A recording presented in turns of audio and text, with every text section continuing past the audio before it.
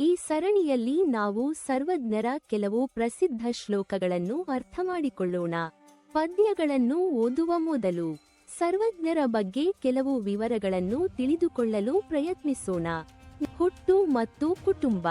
ಸರ್ವಜ್ಞರು ಕ್ರಿ. ಶ. 1500 ರಿಂದ 1510 ಅವಧಿಯಲ್ಲಿ ಹಾವೇರಿ ಜಿಲ್ಲೆಯ ಹಿರೇಕೆರೂರು ತಾಲೂಕಿನ ಆಬಲೂರಿನಲ್ಲಿ ಜನಿಸಿದರೆಂದು ಪರಂಪರೆ ಹೇಳುತ್ತದೆ.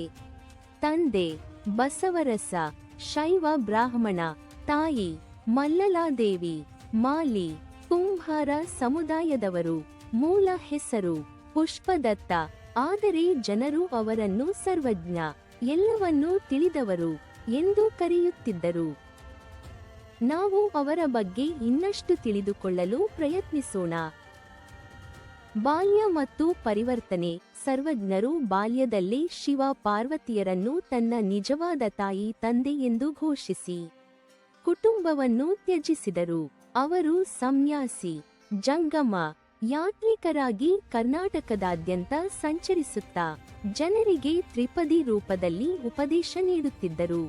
ಗುರು ಮತ್ತು ಪ್ರಭಾವಗಳು. ಸರ್ವಜ್ಞರಿಗೆ ನಿರ್ದಿಷ್ಟ ಗುರುನಾಮ ತಿಳಿದಿಲ್ಲ, ಆದರೆ ಅವರ ಕಾವ್ಯದಲ್ಲಿ ಬಸವಣ್ಣ ಅವರ ವಚನಗಳು, ಉಪನಿಷತ್ತುಗಳು, ಶೈವ ತತ್ವಗಳು ಸ್ಪಷ್ಟವಾಗಿ ಗೋಚರಿಸುತ್ತವೆ.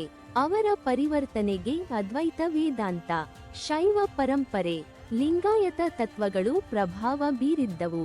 ಅವರ ಸಮಕಾಲೀನರು ತಿರುಳುವರ, ತಮಿಳು, ವೇಮನ, ತೆಲುಗು ಇವರಂತೆಯೇ ಜನಸಾಮಾನ್ಯರ ಭಾಷೆಯಲ್ಲಿ ಬರೆದವರು. ಅವರ ಬಗ್ಗೆ ಇನ್ನೂ ಕೆಲವು ಮಾತುಗಳು. ಸಾಹಿತ್ಯ ಕೊಡುಗೆ. ತ್ರಿಪದಿಗಳು 3 ಸಾಲಿನ ಕವನಗಳು. ಸರ್ವಜ್ಞರು ಸಾವಿರಾರು ತ್ರಿಪದಿಗಳನ್ನು ರಚಿಸಿದರೆಂದು ಹೇಳಲಾಗುತ್ತದೆ. ಇಂದಿಗೂ ಸುಮಾರು 2000 ತ್ರಿಪದಿಗಳು ಲಭ್ಯವಿವೆ. ವಿಷಯಗಳು: ನೈತಿಕತೆ, ಭಕ್ತಿ, ಸಮಾಜದ ದೋಷಗಳ ವಿಮರ್ಶೆ, ಹವಾಮಾನ, ರಾಜಕೀಯ ಭವಿಷ್ಯವಾಣಿ, ತತ್ವ, ಮಾನವೀಯತೆ, ತ್ಯಾಗ, ಜ್ಞಾನವನ್ನು ಒತ್ತಿ ಹೇಳಿದರು. ಜಾತಿ ಭೇದ, ಕಪಟಾಚರಣೆಗಳನ್ನು ಟೀಕಿಸಿದರು. ಎಲ್ಲರಿಂದಲೂ ಕಲಿಯಬೇಕು ಎಂಬ ಸಂದೇಶ ನೀಡಿದರು. ಉದಾಹರಣೆ: ಒಬ್ಬೊಬ್ಬರಿಂದ ಒಂದು ಮಾತು ಕಲಿತು ಬೆಟ್ಟದಷ್ಟು ಜ್ಞಾನಿಯಾದನು. ಮರಣ. ಸರ್ವಜ್ಞರು ಹಾವೇರಿ ಜಿಲ್ಲೆಯ ರತ್ತಿಹಳ್ಳಿ ತಾಲೂಕಿನ ಮಸೂರಿನಲ್ಲಿ ಅಂತ್ಯ ಕಂಡರೆಂದು ನಂಬಿಕೆ. ಪರಂಪರೆ. ಜನಪ್ರಿಯ ಕವಿ ಎಂದು ಕರೆಯಲ್ಪಟ್ಟರು. ಅವರ ತ್ರಿಪದಿಗಳು ಇಂದಿಗೂ ಜನರ ಮಾತುಗಳಲ್ಲಿ, ನುಡಿಗಟ್ಟುಗಳಲ್ಲಿ ಜೀವಂತವಾಗಿವೆ. ಕುಡಲ ಸಂಗಮದಲ್ಲಿ ಸರ್ವಜ್ಞರ ಪ್ರತಿಮೆ ಇದೆ.